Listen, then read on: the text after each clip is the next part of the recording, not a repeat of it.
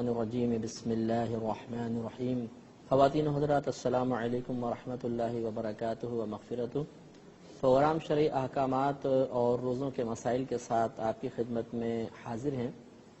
پچھلے پروگرام میں ہم نے سحری اور افطار سے متعلقہ احادیث کریمہ اور مسائل عرض کیے تھے۔ آج انشاءاللہ تعالی ہم ان چیزوں کو سب سے پہلے بیان کریں گے کہ جن اعذار یا جن امور یا جن وجوہات کی بنا پر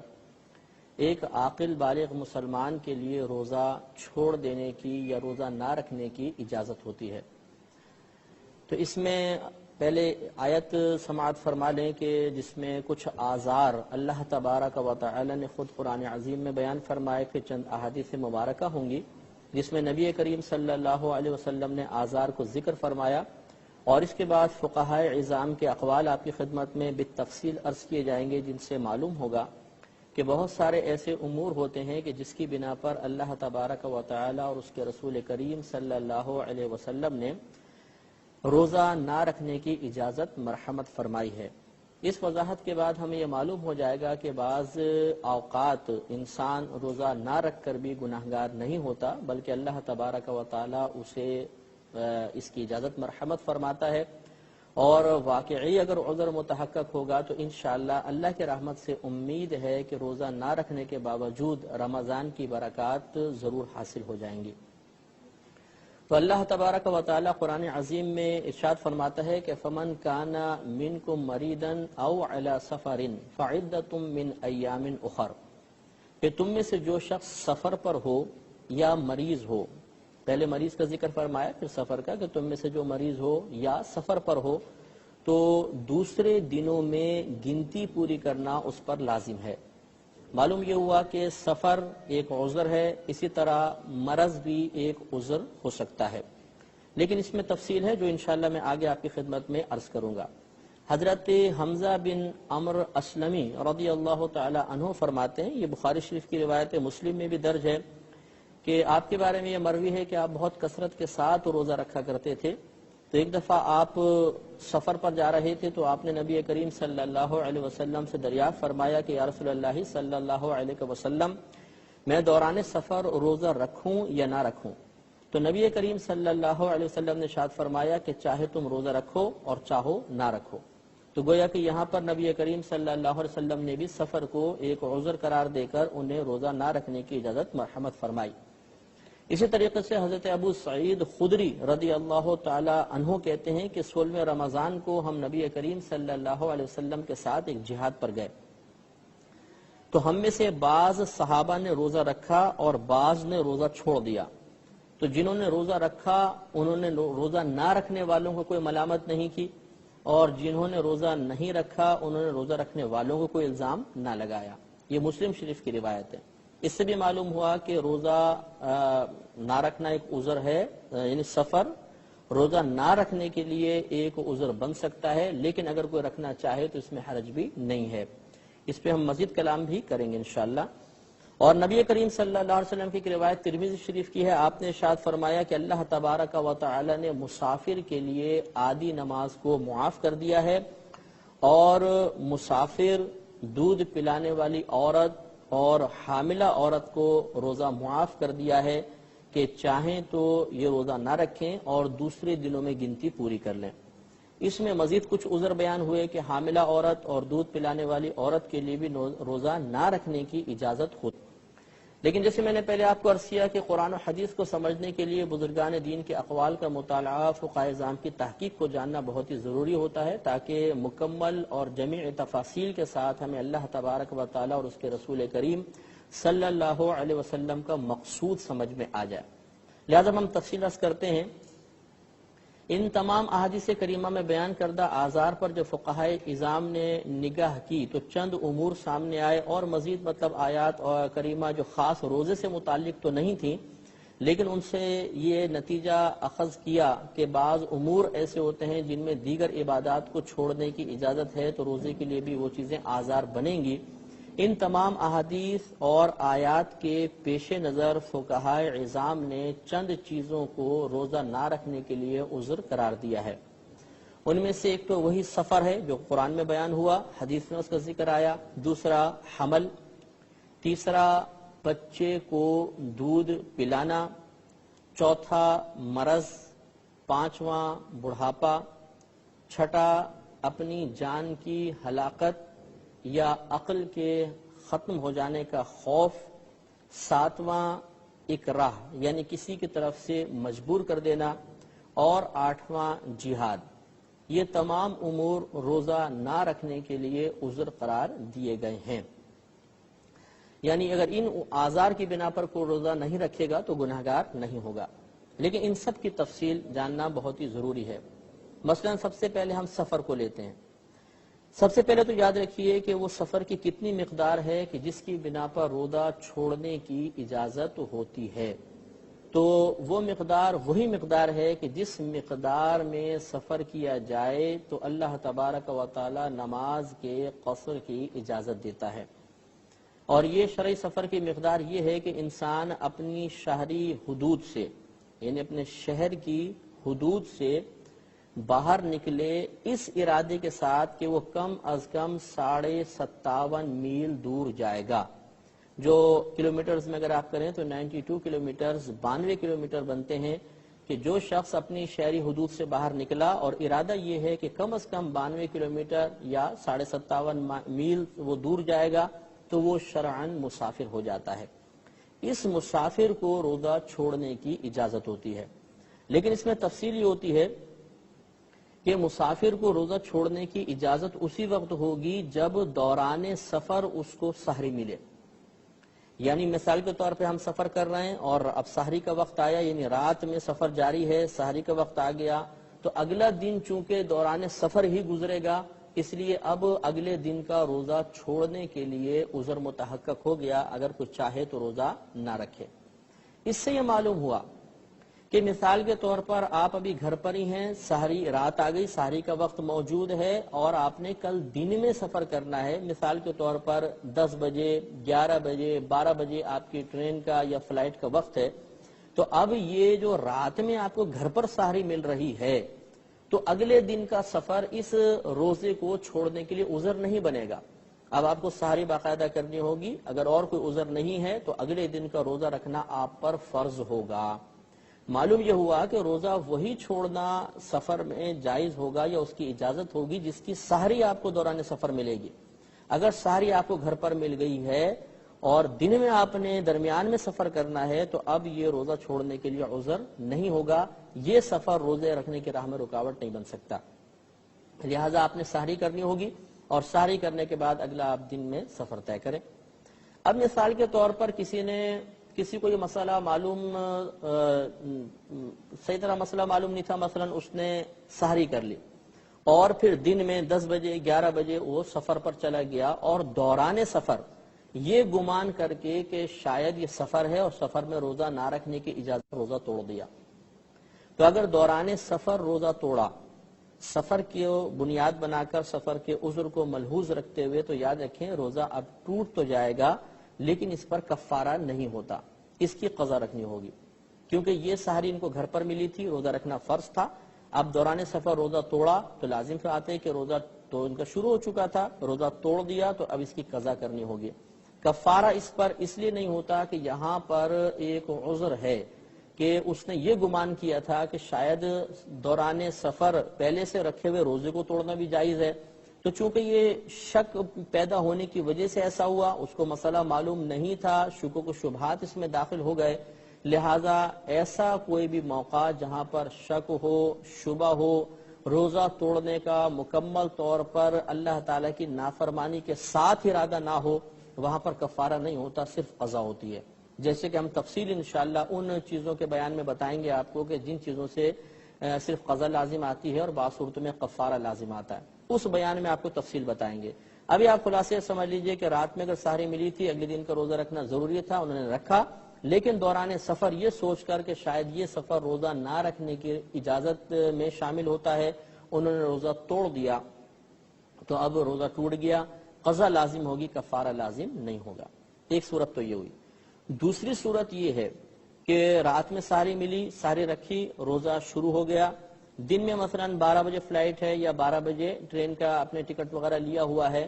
اب صبح 7 بجے 8 بجے آپ نے سوچا کہ چلیں جی اب تو میں نے سفر کرنا ہی ہے، تو وہ سفر اس کے لیے عذر بن جائے گا۔ اب آپ نے جان بوجھ کر 7 بجے 8 بجے نے سفر سے پہلے پہلے گھر پر روزہ توڑ دیا، تو ایک ہے دوران سفر روزہ توڑا، سفر شروع ہو گیا تھا اب روزہ توڑا، آپ کو بتایا کہ اس پہ قضا ہے کفارہ نہیں، اور ایک ہے کہ ابھی گھر پر موجود تھے، سفر ابھی شروع نہیں ہوا لیکن یہ سوچ کر کہ سفر کروں گا تو وہ سفر اس کے لیے روزہ توڑنے کے لیے عذر بن سکتا ہے، لہذا گھر پر ہی توڑ دیا، تو اس صورت میں یاد رکھیں کہ قضا بھی ہوگی اور کفارہ بھی ہوگا۔ وہ قضا تو ایک روزہ ہی ہوتا ہے اور کفارے آپ کو آگے بتایا جائے گا کہ 60 روزے پے در پہ رکھنے ہوں گے، ایک قضا کا 60 روزے پے در پہ 61 روزے۔ تو یہ معلوم ہوا کہ اگر آپ کو سفر کرنا ہے، دن میں سفر کرنا ہے تو رات میں اگر ساری گھر پہ ملی ہے تو اب آپ اس روزے کو پورا کریں گے، دن میں اگر گھر میں توڑ دیا تو روزہ کے لیے عذر نہیں ہے، کفارہ وغیرہ آپ پہ اوپر لازم آ جائے گا۔ ایک صورت یہ بھی بیان کی گئی ہے کہ مثلا آپ کسی جگہ سے کار پر سفر کر کے ایک دوسرے شہر میں جانا چاہتے ہیں اور ان کے درمیان فاصلہ 57.5 میل کا ہے، تو مثال کے طور پر آپ کو گھر پر سحری ملی، روزہ رکھنا لازم تھا، آپ نے روزہ رکھ لیا، پھر آپ سفر پر آپ روانہ ہوئے اور آپ نے تھوڑا آگے جا کر آپ کو یاد آیا کوئی چیز گھر پر ہم بھول گئے ہیں، شہری حدود سے باہر نکل گئے تھے، مسافر ہو گئے تھے، پھر آپ واپس آئے اور گھر میں آ کر وہ چیز لی، اب آپ نے گھر میں آ کر روزہ توڑ دیا یہ سوچ کر کہ ہم سفر پہ تو چلے گئے تھے، ہم سفر سے فی الحال واپس آئے ہیں اور پھر ہم نے دوبارہ سفر کرنا ہے، تو اب بھی اگر آپ گھر پر آ کر روزہ توڑ دیں گے تو کفارہ اور قضا دونوں لازم ہوں گے۔ خلاصہ کلام یہ ہو گیا کہ اگر رات میں آپ نے ساری گھر میں کی تھی اور دوران سفر آپ مطلب سفر پہ روانہ ہو گئے، دوران سفر روزہ توڑا تو صرف قضا ہے، کفارہ نہیں، اور گھر پہ یہ سحری ملی، آپ نے گھر پہ روزہ توڑ دیا سفر شروع کرنے سے پہلے، یا روزہ توڑا گھر پر سفر شروع کرنے کے بعد کہ کسی وجہ سے واپس آئے، ان دونوں صورتوں میں قضا بھی ہے اور کفارہ بھی لازم ہوتا ہے۔ ایک بات یہ بھی یاد رکھیے کہ میں نے آپ کو مسئلہ بتایا تھا روزے کی نیت کے بارے میں کہ روزے رمضان کے روزے کی نیت پوری رات میں بھی ہو سکتی ہے، اور اس کے علاوہ اگر کوئی شخص مثلا رات میں نہ جاگ سکا اور اس کی آنکھ کھلی صبح 7-8 بجے تو وہ زوال کے وقت سے پہلے پہلے روزے کی نیت کر سکتا ہے، یہ بھی تفصیل مسئلہ ہم بیان کر چکے ہیں، لہٰذا اب یہاں پہ ایک صورت یہ ہے کہ مثال کے طور پہ کسی شخص نے سفر کیا، اسے راستے میں سحری ملی، تو میں نے پہلے آپ کو بتایا کہ راستے میں اگر رات آئے سحری راستے میں ملے تو اس کے لیے اگلے دن کا روزہ چھوڑنے کی اجازت ہوتی ہے، اس نے سحری نہیں کی کہ میں کل روزہ نہیں رکھوں گا، لیکن معاملہ یہ تھا کہ جس شہر میں وہ جانا چاہتا تھا وہ بہت ہی قریب ہے اور وہ زوال کے وقت سے پہلے پہلے اس شہر میں داخل ہو کر اس گھر تک مثلا پہنچ گیا،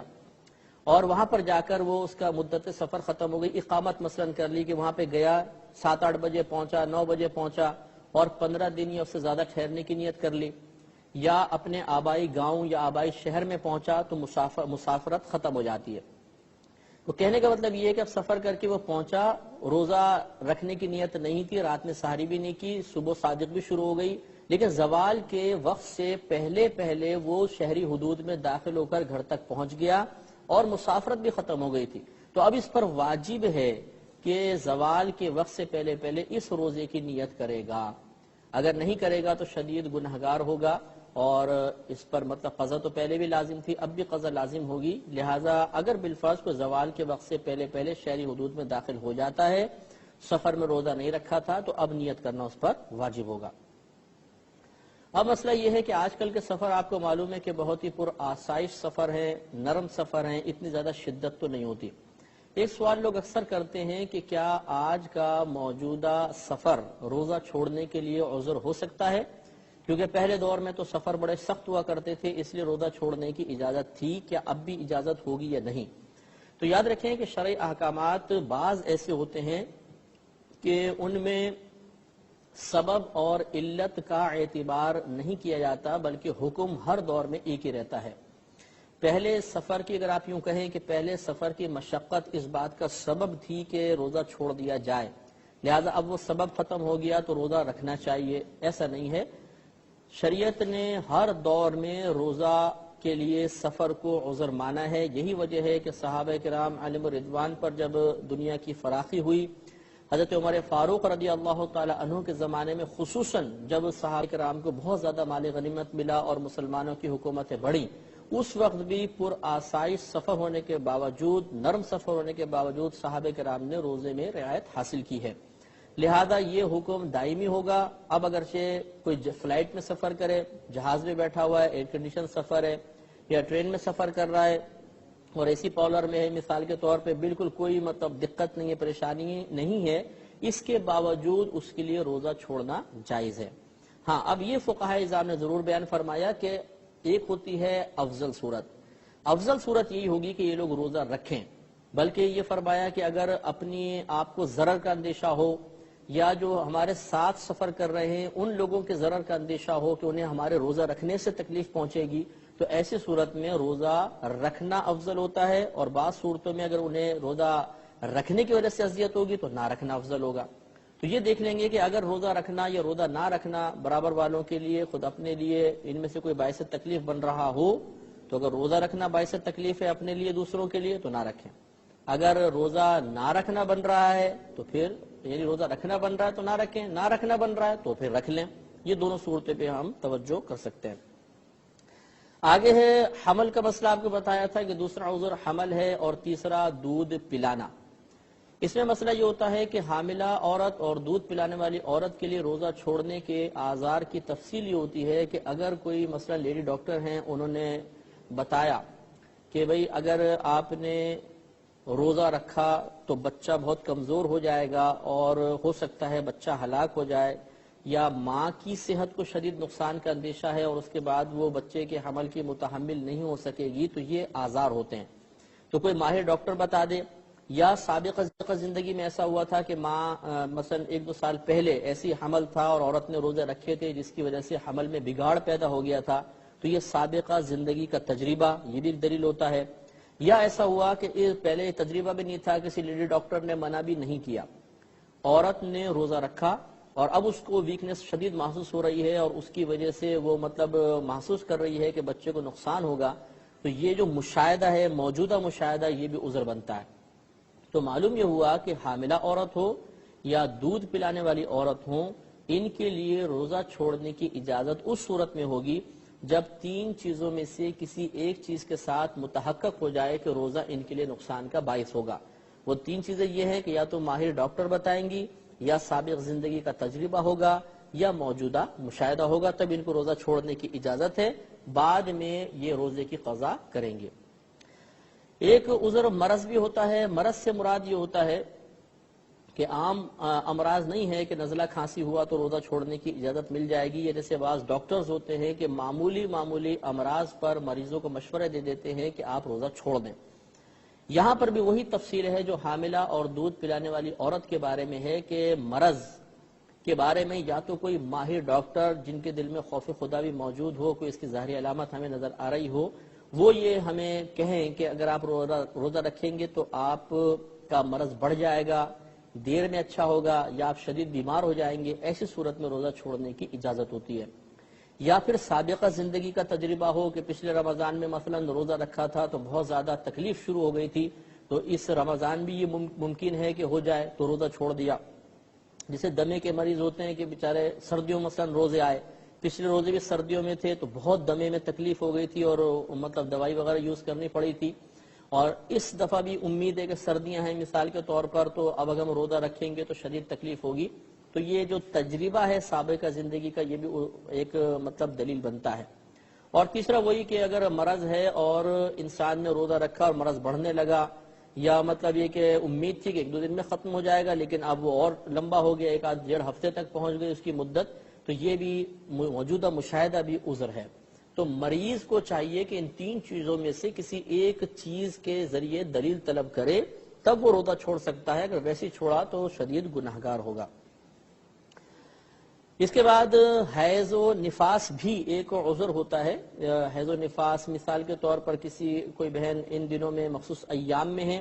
تو ان پر روزے فرض نہیں ہوتے ہیں، نمازیں بھی معاف ہیں، روزے بھی فی الحال معاف ہیں، لیکن بعد میں نمازوں کی قضا نہیں ہوتی ہے اور روزوں کی انہیں قضا بہرحال رکھنی ہوگی۔ ایک مسئلہ اس میں یاد رکھیے کہ اگر کسی بہن کو مثلا حیض آتا ہے اور 10 دن تک مکمل آتا ہے، ہم نے حیض کے بیان میں آپ کو بتایا تھا کہ حیض کی کم از کم مدت 3 دن ہے اور زیادہ سے زیادہ 10 روز ہے۔ اب اگر کوئی خاتون 10ویں روز پاک ہو گئیں اور ابھی مطلب مثلا رات میں وہ پاک ہو چکی ہیں، تو ان پہ لازم ہے کہ چاہے غسل کرے نہ کرے، اگلے دن کا روزہ رکھنا ان کے اوپر لازم ہوگا۔ اور اگر بالفرض یہ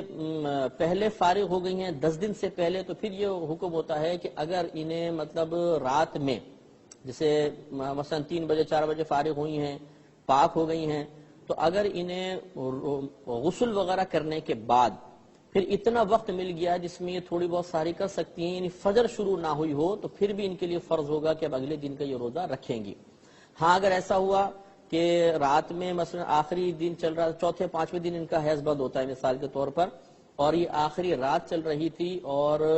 حیض ایسے وقت میں بند ہوا، ایسے وقت میں یہ پاک ہوئی کہ صبح صادق ہو چکی تھی، تو اب ان کے لیے عذر ہے، یہ دن ان کے لیے روزے کے رکھنے کے لیے ضروری نہیں ہے، یعنی اب ان کو دن میں نیت نہیں کرنی ہوگی کہ زوال سے پہلے پہلے نیت کریں، بلکہ رات میں چونکہ بالکل موقع نہیں ملا، اس لیے یہ روزہ چھوڑنا ان کے لیے جائز ہے۔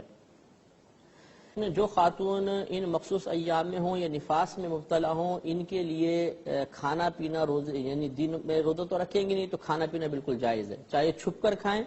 چاہے یہ گھر والوں کے سامنے کھائیں، ان کے لیے بالکل جائز ہے، لیکن افضل اور اولا یہ ہوتا ہے کہ یہ چھپ کر کھائیں، سب کے سامنے ظاہراً نہ کھائیں۔ اگلا عذر ہے کہ جان کی ہلاکت کا یا عقل کے نقصان کا صحیح اندیشہ ہو، تب بھی روزہ چھوڑ سکتے ہیں، اور یہاں پر بھی وہی صورتحال ہے جیسے میں نے آپ کو بتایا کہ یا تو کوئی ماہر ڈاکٹر کہے کہ اگر آپ روزہ رکھیں گے تو آپ ہلاک ہو جائیں گے، یا عقل ختم ہو جائے گی، پاگلوں کی سے حرکتیں شروع ہو جاتی ہیں، یا سابقہ زندگی کا تجربہ تھا کہ روزہ رکھا تھا تو ہلاکت کے قریب پہنچ گئے تھے، یا عقل زائل ہو گئی تھی، اور یا پھر موجودہ مشاہدہ ہے کہ روزہ رکھنے کے بعد ہوش حواس سب چلے گئے اور بالکل کسی کو پہچان نہیں رہے ہیں، پاگلوں کی سی کیفیات ہو گئی ہیں، یا بالکل مرنے کے قریب ہو گئے کہ غشی طاری ہو رہی ہے، بار بار اتنا ضعف غالب ہو گیا،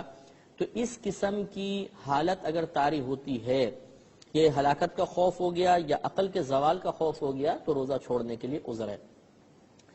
ایک ہوتا ہے کسی کا مجبور کرنا، مجبور کرنے سے مراد یہاں پر شرعی لحاظ سے جو مجبوری کہلاتی ہے وہ مراد ہے، اور شرعی لحاظ سے مجبوری کا مطلب یہ ہے کہ کوئی شخص ہمیں دھمکی دے کہ اگر تم نے روزہ رکھا تو میں تمہیں جان سے مار دوں گا یا تمہارا کوئی عضو ضائع کر دوں گا، اور ہمیں یقین ہے کہ اگر ہم اس کی بات نہیں مانتے تو ہم ہلاک ہو جائیں گے، یہ مار دے گا یا عضو کاٹ دے گا، تو یہ جو مجبوری کی اب حالت آئی کہ جان کا خوف ہے یا کسی عضو کے تلف ہو جانے کا، ضائع ہو جانے کا خوف ہے، اس حالت کو حالت اکراہ کہتے ہیں، اسے اکراہ شرعی بھی کہتے ہیں۔ اب ایسی صورت میں روزہ چھوڑنے کی اجازت ہے، اب اس کا وبال ہوگا جس شخص نے مجبور کیا اس پر، ہم پر اس کا وبال نہیں ہوگا۔ ہاں یہ ضرور کہا ہے فقہا نے کہ اگر یہ شخص اس کی بات نہ مانے کہ چاہے تم مجھے مار دو چاہے میرا عضو تلف کر دو، میں تو روزہ ضرور رکھوں گا، اور اس کی طرف سے آنے والی تکلیف پر اس صبر بھی کرنے میں کامیاب ہو جائے، یعنی نہیں مانے اور وہ تکلیف پہنچائے اور یہ اس کو برداشت کرے، تو یہ بہت ہی افضل جہاد ہے اور اس کو بہت ہی ثواب ملے گا۔ اسی کے ساتھ ہی میں نے آپ کو بتایا کہ ایک مسئلہ یہ ہوتا ہے کہ مثلا کوئی جہاد پر جا رہا ہے، مشقت بہت شدید ہے، تو اس کے لیے بھی عذر ہو سکتا ہے، جیسے نبی کریم صلی اللہ علیہ وسلم نے جہاد کے دوران صحابہ کرام کو روزہ چھوڑنے کی اجازت مرحمت فرمائی ہے۔ بعض بھائی ہم سے سوال کرتے ہیں کہ ہمارا کام بہت ہارڈ ہے، بہت شدید ورکنگ ہے ہماری دن کے اندر، اگر ہم روزہ رکھتے ہیں تو شدید ضعف غالب ہو جاتا ہے اور روزہ پورا کرنا مشکل ہو جاتا ہے، اس میں کیا کریں؟ تو یہ اصول اچھی طرح یاد رکھیے گا کہ اگر انسان روزہ رکھ کر اپنا کام پورا کر سکتا ہے تو پھر تو اس کو روزہ رکھنا فرض ہے۔ دوسری صورت یہ ہے کہ روزہ تو پورا ہو جائے گا لیکن تھوڑی بہت تکلیف پہنچے گی، یہ بھی عذر ہے، یہ بھی مطلب عذر نہیں ہے، اب بھی رکھے گا۔ تیسرا یہ ہے کہ روزہ کام بڑا ٹائٹ ہے اور روزہ بڑے شدید تکلیف پہنچائے گا، اور لیکن صورت یہ ہے کہ اگر یہاں پہ آپ کام کرنا چاہیں ٹھیک، ورنہ چھوڑ کے کوئی اور پہ بھی آپ کام کر سکتے ہیں، اور یہاں پر مالک منع کر رہا ہے یا کام بڑا ہارڈ ہے تو یہ بھی عذر نہیں ہے، ہمیں کام چھوڑ کے دوسرا کام اختیار کرنا ہوگا اور روزہ رکھیں گے۔ اور آخری صورت اس میں یہ ہے